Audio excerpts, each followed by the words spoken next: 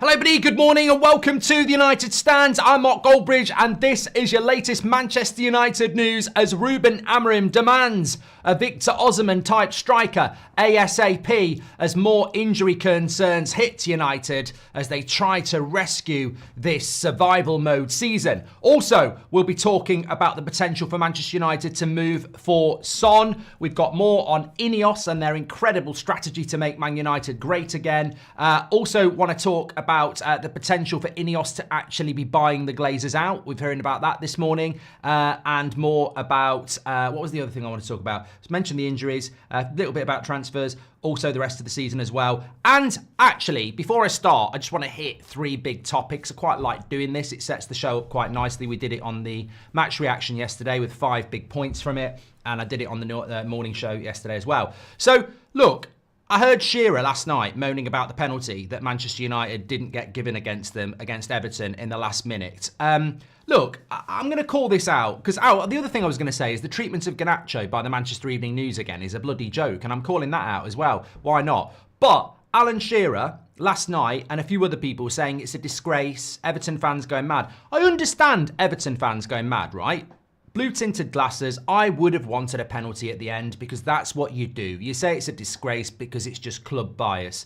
But when you've got mainstream pundits talking out there, what does Alan Shearer know about penalties in the penalty box for shirt pulling? All right, you might be the top goal scorer in the bloody Premier League, but you sit on your arse next to Gary Lineker doing a bloody podcast, mate. Keep up to date with the rules. Use your eyes. Get a pair of these on, right? There is no way that is a penalty last night.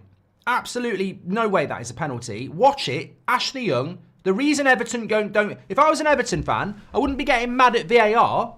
I'm finger wagging here. I wouldn't be getting mad at VAR. I'd be getting mad at Ashley Young, who we know as United fans is the biggest diver since Tom Daly. He is an absolute diver. He dives. And he dived there. He made a meal. He didn't just make a meal. He made a bloody buffet out of that pull. It was incredible what he did with his body. Your body doesn't do that. So if he'd have just behaved normally and stayed on his feet, it wouldn't have been a penalty. There was not enough to go down, and he tried to make it into that. That's why it wasn't a penalty. It's as simple as that. Watch it back. And also, can I just say, why is it Man United's decision that's being spoken about?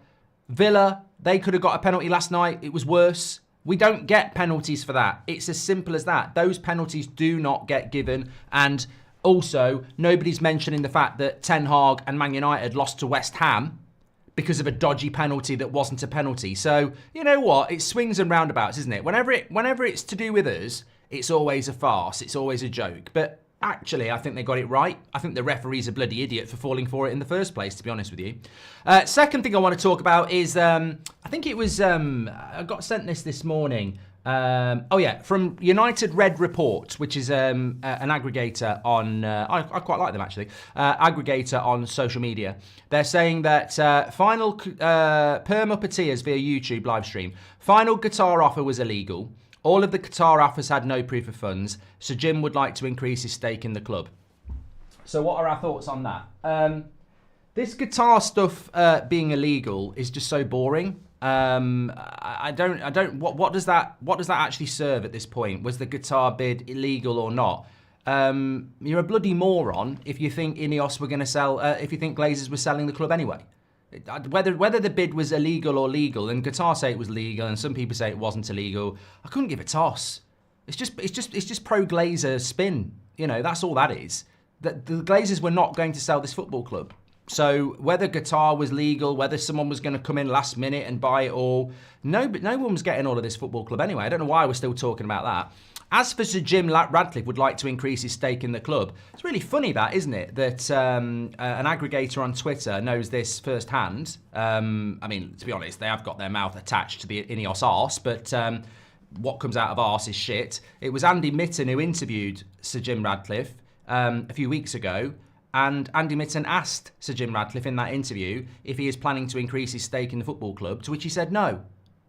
So I think I'll go with the credible journalist interviewing the actual person over Sunday morning spin to somehow try and distract this fan base away from the fact that Manchester United are being run into the ground by INEOS's decision to save the Glazers. And thankfully, a lot of people in the replies are calling it out because it is just spin. So, but it's like that idiot account at the start of the week that said that they'd been told that Qatar are looking to bid for the club again. I think it's disgusting when people with their own personal vendettas around the ownership spin bullshit to try and distract the fan base. Sir Jim Ratcliffe is not looking to increase his stake in Manchester United, as per an interview with Andy Mitten a few weeks ago. And also, INEOS are in loads of shit financially. So, and also the Glazers don't want to dilute any more of their stake in the football club, and they don't have to. So just see it for what it is. It's distraction. People are trying to distract people. It's the same people, actually, who said, we want Sir Jim over Qatar because he's got a pathway to buying the club by 2026. It's 2025. He hasn't got a pathway to buy the club in 2026. There was never a pathway to buy the club in 2026. It was a myth perpetuated by weird people out there who just wanted Sir Jim over Qatar and therefore made up theories that weren't true. I'd have loved it if Sir Jim Ratcliffe had bought the club a year ago and said, by 2026, I'll own all of the club. Surely it would have been better than the Glazers, but they didn't. They didn't. What's Son in the show for, says Castro. Yeah, more links to Son. To be fair, it was before he scored the 2 goals yesterday. I just posed the question, would you go for Son? They only give penalties like that against United. Look at Rodri Rasmus incident. They focus on us because they know that will get people talking about them, says Patrick Lynch. We as fans need to unite and show Radcliffe what upset fans means here compared to a small French club. He hasn't seen this side of fans yet, truly, and needs that shock, says Space Odyssey. Space Oddie. Colin has gifted a membership and you've been quite confident about no relegation battle. 10 points needed for safety. Where are they coming from, says Matt. I don't know, Matt. I don't know where you're pulling your theory from your arse from. We're 13 points from the relegation zone, mate. I'll tell you what. I'll be absolutely stunned if Ipswich and Leicester make 30 points. I think we're safe already, and we'll get more. So I don't know what this relegation talk is all about. Solid Blake says, I wouldn't take Son. Would be like another Casemiro signing. Too old now, and legs have gone, but was a great player in his prime. Well, let's go to that. So lots and lots of reports over the weekend from Italy and other places about Victor Osimhen to Manchester United. Amorim wants an experienced striker. I think that is well established. I think most of you want an experienced striker. We spoke about this last night and how it is needed because you need the guy up front to be shouting at the prats behind him, why aren't you passing to me? And I think when you're a 17-year-old or a 22-year-old or a 23-year-old like we have, it's not as easy than being a 27-year-old established striker in Europe and saying, why the fuck aren't you passing me the ball when I'm making the runs? And I think we do need that type of a striker. And I think Amorim wants that type of a striker. We seem to have distanced ourselves from Gyökeres, and at the moment it all seems to be around Victor Osimhen. £63 million is the release clause. There is interest from Chelsea, etc. Fees are there with Napoli, but big concern around what the personal terms would be when there's other clubs involved. I don't want to be the prophet of doom here, but I just got to say, Victor Osimhen, look, he's scoring goals. I thought 2 years ago he looked like being one of the best strikers in the world at Napoli, and obviously I think you'd have to be rather silly to be, I don't want Victor Osimhen. I wouldn't expect anybody in this chat watching live or in the comments to say, I don't want Osimhen. I mean, there might be one or two that go, he's got a questionable personality. I mean, who hasn't? Like, there are players in that dressing room currently that play for Man United week in, week out who've got questionable personalities. That's not a reason not to go for Victor Osimhen. I think the big problem with Victor Osimhen, I foresee, is that £63 million is considerable. Napoli aren't mugs, and if other people are bidding, I don't think you can say to Napoli, we'll give you £10 million over the next 5 years to pay the 63 million. In fact, it'd be more than that, wouldn't it? It'd be more like £14 million a year over the next 5 years to pay that deal off. I think there'd be other clubs going, we'll give you 63 million up front. So I think that becomes problematic. I think his wages are likely to be around 200 grand a week, maybe more than that, maybe 250 grand a week. That straight away puts him where he should be. I think you should be paying an experienced striker between 200 and 300 grand a week in the modern Premier League. Have we got the money to do that? And then the third thing I would say as well is, where does this money come from if we're not in Europe? So absolutely agree that Osimhen would be a player that I'm pretty sure Ruben Amorim would want. Certainly a player I would want. And it's probably going to be a player that you would want as well. But I still look at it and go, we've got to be very, very careful about this. I'm not disputing that Man United wouldn't be in the race. I think there has been a lot of spin this last week to deflect, as usual.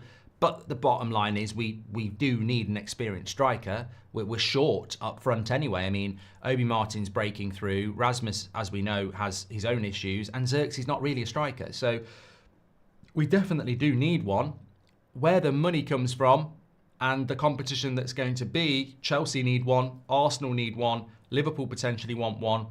That's just in the Premier League. So I don't know that in the summer, if you don't get Osimhen and you don't get Gyökeres, where do you go? Do you end up with like Jonathan David or someone like that? And that's a very big difference. Bolver says Liam Delap. Yeah, I mean, look, Liam Delap, but Liam Delap ain't Victor Osimhen, and he isn't Gyökeres, is he? That's the problem. So yeah, Liverpool get Gyökeres, Arsenal get Osimhen, Man United get Liam Delap, and there endeth the lesson, isn't it? Like, we actually need to go up a level. I'm not sure you go, and also Delap's another young striker, isn't he? That's got to adapt to playing for a big club in a big pressure. I think. Actually, the more I think about it, well, no, I've always said we need an experienced striker to balance the front line. I don't want like another young striker now. I really don't. I don't think there's any young striker out there that would fit what we need. We definitely need the guy who is going to shout at the people behind him and say, "Why aren't you passing to me?" And I'm not saying that Xerxes and Rasmus and Obi Martin won't do that, but will they get listened to? Whereas if you've got Victor Osimhen up front and he's shouting at Bruno or Garnacho or Ahmad or whoever, I think they will listen. And I think when he's shouting at Amorim saying, "I'm not getting service," I think it just creates the issue that needs to happen. Keel says, what about a swap for Osimhen for Garnacho? I mean, yeah, you could do that. My big concern with that would be, what the hell are we doing in behind Osimhen then? Because Garnacho, to me, is the best player we've got at the moment for playing in behind the striker with Ahmad injured. And Ahmad, in the last 2 years, has missed half a season in both seasons. So you swap Garnacho for Osimhen. We don't have Garnacho anymore. Ahmad gets injured again, or Ahmad has to do everything again. Who's going to... We're also short in that area, mate. So I don't really... This is one of the problems with selling a Mainu or a Garnacho is you save your face to bite your nose off, really. It's silly. We actually do need players in behind as well. Harry Kane says Robert McCormack. Yeah, I don't want Kane. He's the wrong profile. He's the wrong profile of striker. He likes to drop in. We need an actual... I mean, I'd take Ollie Watkins over Harry Kane because he plays on the last man and that's what we need. Agree with your Bruno assessment, Mark, but do you think that at the moment of brilliance he can provide outweighs the rest of his poor output? Captaincy and wages probably suggest no. I think this is a fair assessment, Toe. Look, I knew there would be some United fans, maybe it's, would you call them Player FC? Bruno does have that sort of following, admittedly.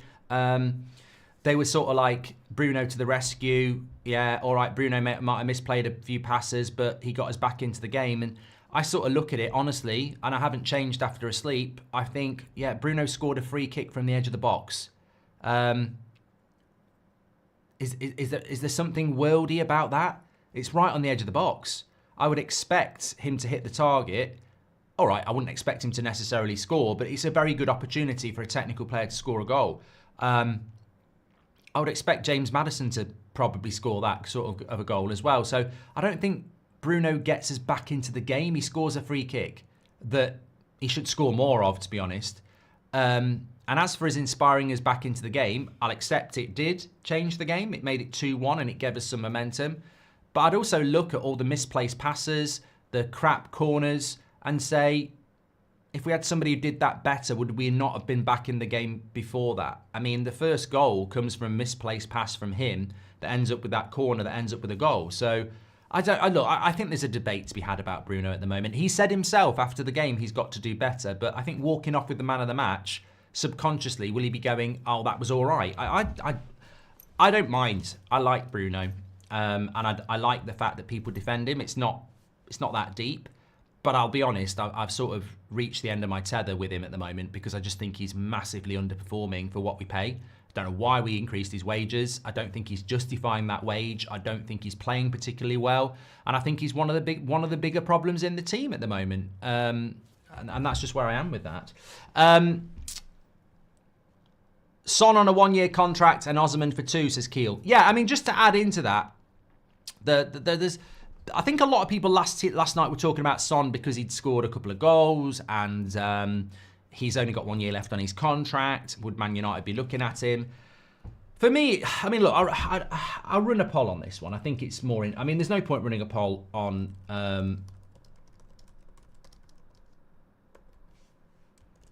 Osimhen because I think, you know, you'd be a fool not to, like I say. Would you take Son at 32 in the summer? And I think he might be 33 in the summer, actually. Let me have a look. Yeah, look, fantastic player. And but not for me. You know, he'd be 33 in July. No, that to me is not right because I don't want another Cavani, Zlatan, Ronaldo where you're getting them at the end and you don't know how long you're getting them for. So that's a no for me because I don't see the value in it. We've literally done this with Ronaldo and Zlatan and Cavani. They are great players and they come to the club and you love them, but it's sporadic. And we can't be sporadic. On the one hand, INEOS can't talk about a 5-year plan or Project 28 or whatever it is and then bring in Son for a year or two. It doesn't fit with what we're trying to do. If you were Man City, I would take Son in a heartbeat because I'd go, well, we're ready to win a Premier League. So Son, it's a bit like what we did with Van Persie. What we did with Van Persie was brilliant. 1 year, wins you the league, you can't knock it. But for us to bring Son in now, we're miles off winning the league. So he'll come in, do quite well for a year maybe, and then you've got to replace him. And then you're back where you were. I think you're better off spending that 1 or 2 years with Son, getting a player in that's going to be here for 4 or 5 years. So for me, it's a no. He's a fantastic player, but it's a no because it doesn't fit in with what we're trying to do. And we've got to stop putting plasters on an open wound that needs major surgery. And Son is just another plaster, the same as Ronaldo, the same as Zlatan, the same as Cavani. I think Ronaldo, Zlatan and Cavani did well at United. I do. One was particularly injury prone. That was the problem with Cavani. Zlatan only gave us a year and then he got injured. And then Ronaldo just got pissed off and left as well. So I just don't think you get anything out of these top players coming at the end of their career, in my opinion. What do you think about Rashford, says Daniel? Isn't a Man United problem if every player goes and do good when they leave? Look, I've seen so much about this. We spoke about it last night. The very simple answer to this is that I've seen people, maybe they're Rashford FC, I don't know, that Rashford was kicked out of United. It's such a shame, you know, this is what he can do when he's given confidence, this, that and the other. And I go, okay, that's a story. But the manager of Man United, not a journalist, not speculation, a manager of Man United sat there for weeks saying he won't work hard in training. End of conversation. He won't work hard in training, that's why he's not in the squad. Well, we either trust the manager or we don't. End of conversation. Why are people surprised at Villa that he's now working hard?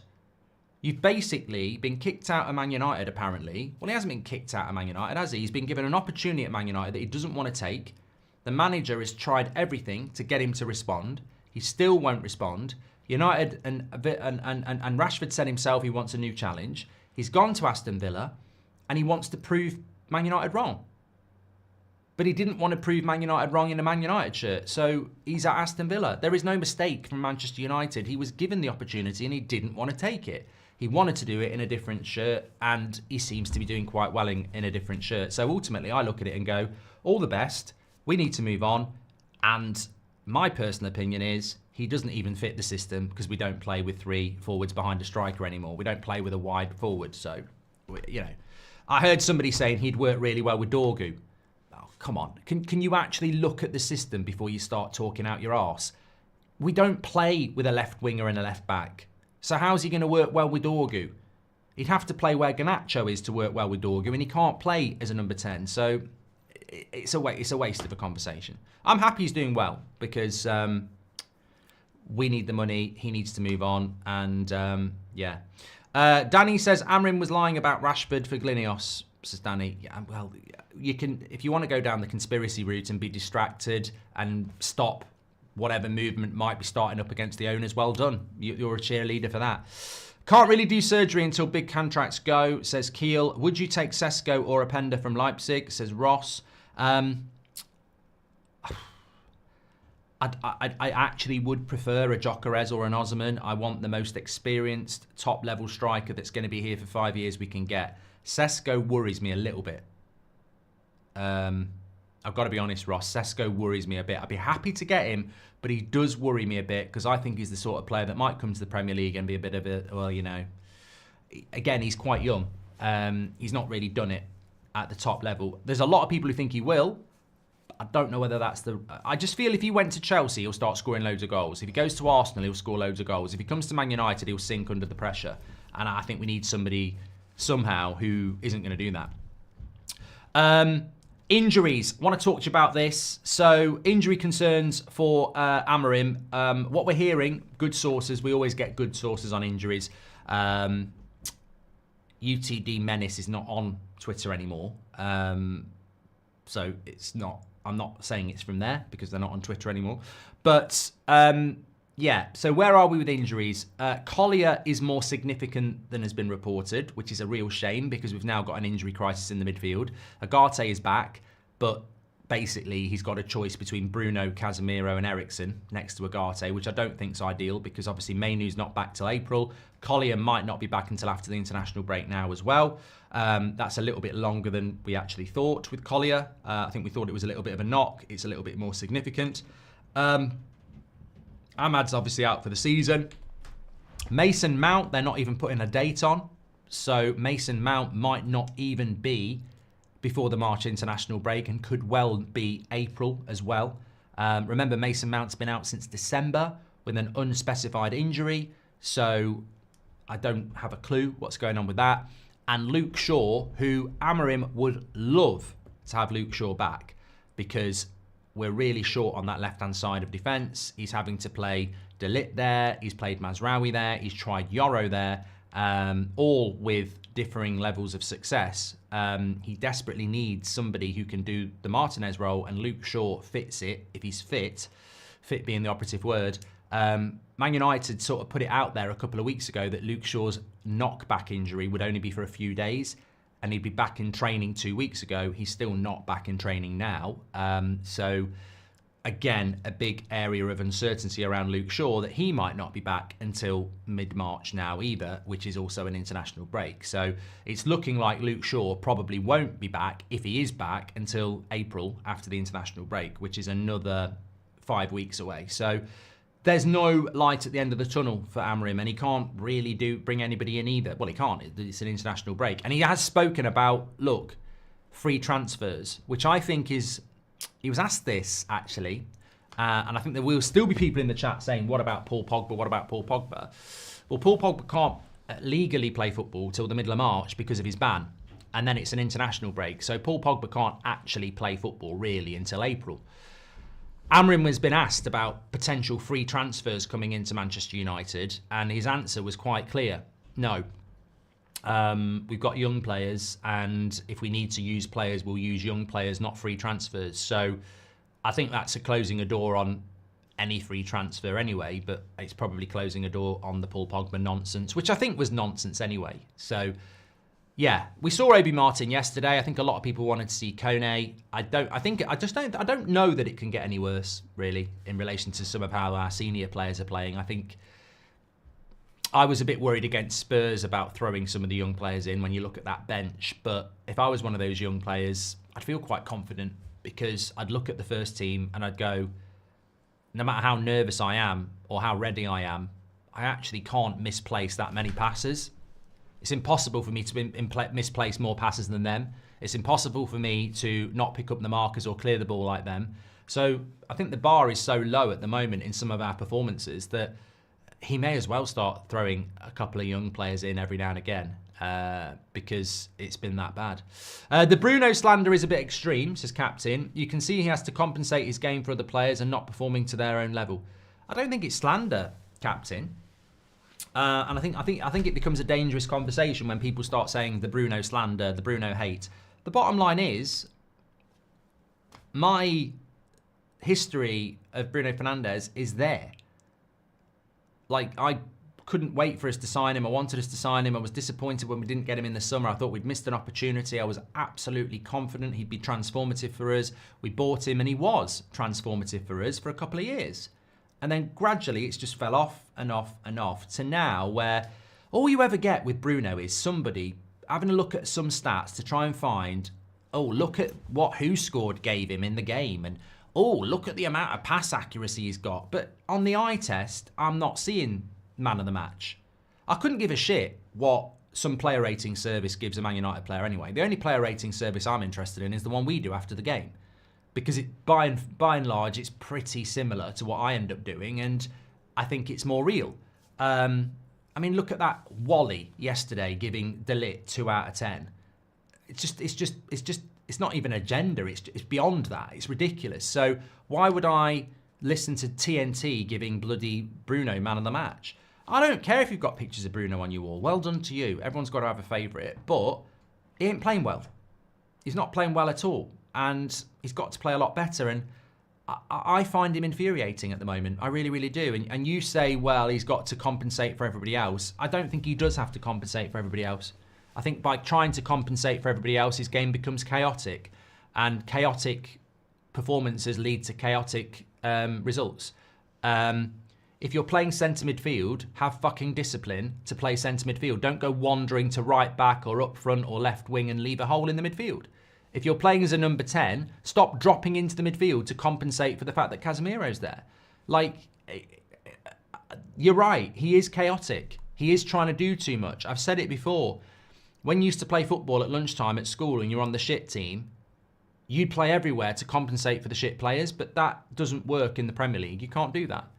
This is not a knockabout down the park. This is Premier League football where, whether people like it or not, managers tactically analyse the opposition. And if Bruno Fernandes is playing in the midfield for Manchester United and I'm an opposition manager, I'm like, just hang around where he's meant to be, because he will leave that space, and that's where we win this game. He will leave the space he's meant to be occupying, and that's where we do it. So, what about Moise Keane from Fiorentina, says Black Metal Freak. That's a name I haven't heard in a long time. Karnesashi from Atalanta as goalkeeper in the summer is a priority, says Barenda. Done that one. Mark, broad question, but do you have hope for United? Do you think there's any chance we'll be a force in 3, 5, 10 years' time? Will we ever feel the glory, says Luke. I like Jonathan David and Gomez, not stars, but improve the squad, says Ardo. And do you think that INEOS would go for Son as a revenue generator to sell shirts in South Korea? They're desperate for revenue, says Colin. I think they are desperate for revenue, mate. And I think I think everybody saw through what Amorim wearing that hoodie was all about yesterday. And I don't blame Amorim in any way, shape or form. But it's very, I mean, I don't remember Erik ten Hag ever wearing a Man United hoodie or tracksuit top. And yet Ruben Amorim's there suddenly wearing a new hoodie that Man United are selling in the shops. And I saw the chat and people were going, that hoodie is fire. We're losing 2-0 to Everton, by the way. And people in the live chat are going, that hoodie is fire. And I'm thinking, some of them are going to go and buy that. And this is why the Glazers win. They're serving up total shit, but put the manager in a new hoodie and people will go and buy it for 100 quid. Now, you've got people losing their job. You've got charities having their charity funds cut. If 10 of you buy that £100 shirt, that's £1,000 for the Glazers. If 100 of you buy it, that's £10,000 to the Glazers. If 1,000 of you buy it, that's £100,000. I guarantee you they sold more than 1,000 of those tops yesterday.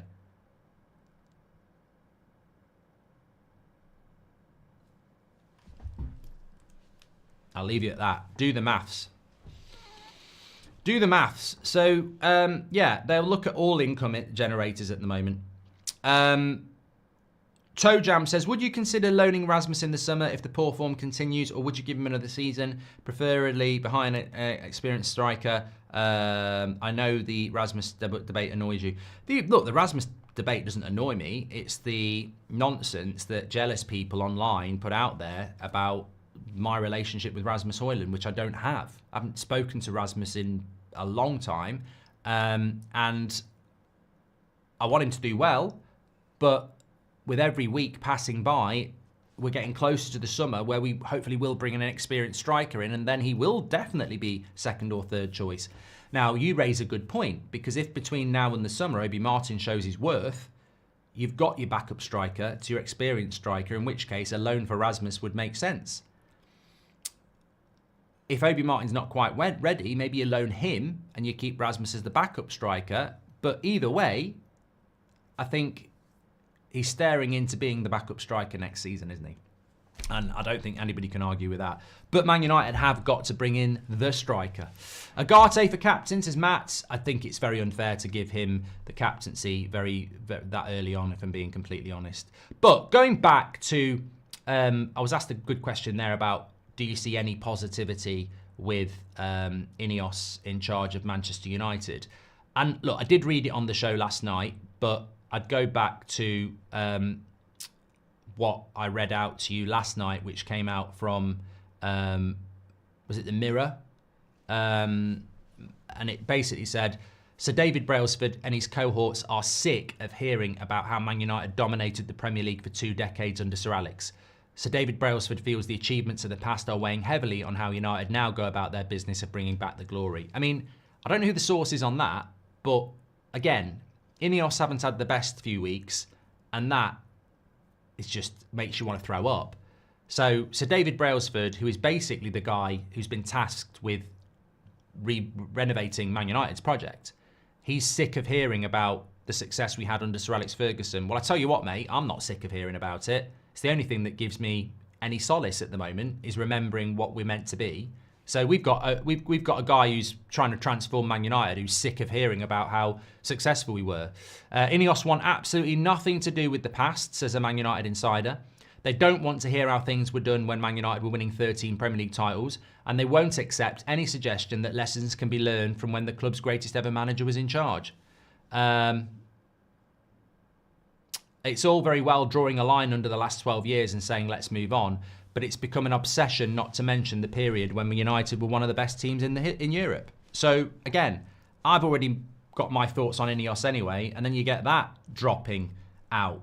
And you just think, you don't know what you're doing. You don't know what you're doing. That's sort of what, whenever I think about INEOS, that song comes into my head. You don't know what you're doing. I think they're massively out of touch. And the scary thing is you can bring Jason Wilcox in, former Blackburn, Man City and Southampton. You can bring Omar Barada in, former Man City. You can bring Faval in, very good at Leipzig in Europe. You can bring Sir Jim Radcliffe in and Sir David Brailsford and Blanc. But what I'm starting to realise is they don't understand Manchester United. And that's one of the things that, you don't have to have played for Man United to understand Man United. Like, we've brought plenty of players in that weren't Man United fans, but they get it. They just don't seem to get it. And the fact that they want to turn their back, apparently, on the past to build a new future, well, you completely don't get your fan base, because most Man United fans actually want us to do things the United way. Like, the United way is something that we all hold unique to ourselves, but I don't think there is a United fan out there that wants to ignore the past and build a new future. I think we want to build a future that's in tune with our past. And, I'll be honest, some people have said it in the chat, I've read it before. I never wanted to see Man United move away from a back four. I didn't. I really didn't. And anybody who's ever tried to call me out on that is absolutely correct. I've got a memory. I didn't want Man United to move away from a back four. I wanted a 4-3-3 with wingers. And that's for me is what I want. United with a back four and wingers. I do want that. But after Ten Hag, we tried a back four for the last 10 years. And I thought, well, looking at the manager market, Ruben Amorim's clearly going to go to Man City. We've gone for him. We've got him. He doesn't play a back four, but you know, I'm not. That's something where I will change. Like, I can't just be like, we've got to play a back four. I've seen what he does with Sporting. There is width in the team. It does create a lot of chances. Maybe I need to change. Like, you know, I can't just be rigid on back four and wingers. I've seen how he does it with Sporting. There is a lot of width in it. There is a lot of chance creation in it. Let's get behind it. So, you know, it's not like, I don't think United fans are rigid on we must do this. I'm more than happy to play Amorim's system if he can replicate what he did at Sporting on how they created chances and what they did with the width. I think the width is so important for Man United. It's in our soul. But we can't completely ignore our past. It's incredible. I think we should get Delap, then have pizza, dinner, and enjoy the game. Maybe have Arteta on the midfield too, says Daniel. Hi, Mark. Who would you choose in the summer? Osimhen, Gyökeres, or Openda? Openda has Euro release clause of 80 million, so they are similar value. Openda for me, says Andy Atherton. Gyökeres for me. I'd go for the guy that's played for Amorim in Amorim's system. In fact, Openda would be my third choice. I'd go Gyökeres, Osimhen, Openda. Why isn't Onana ever under as much fire as anyone else, says JC? Mate, to be fair to Onana, I think he's getting absolute pelters at the moment. I just think everybody looks at it and goes, there's no alternative. I can't for a million years think Amorim's not seeing what we're seeing. Like, there's no way Ruben Amorim is not seeing what we're seeing. Like, everybody's seeing it. Everybody is seeing it. Even people that have defended Onana are saying he makes good saves, but he palms it back into danger. So Onana is, some of the abuse against Onana is horrific. I mean, not interested in that. We're talking about his goalkeeping limitations, and I think everybody can see them at the moment. Talking about something else, though. Bloody hell. I don't know what the Manchester Evening News issue is with Garnacho. Yesterday morning, when Garnacho arrived at Goodison Park, they said he looked moody, and now we know why, because he's not in the team. And then after the game, he put an Instagram post saying better second half. And they wrote an article saying, basically, Garnacho has a sly dig at Amorim, saying that the team was better when he came on. And I'm like, this is why we lose. Because there is more than enough ammunition to criticise our players at the moment without making stuff up. And we did this with people like Anthony Martial saying, oh, he looks moody. We can't do that. We can't do that. And it just generates unfair criticism of a player, or generates an argument between the manager and the player that's not there, in the subconscious of football fans. Walking into a pitch looking moody.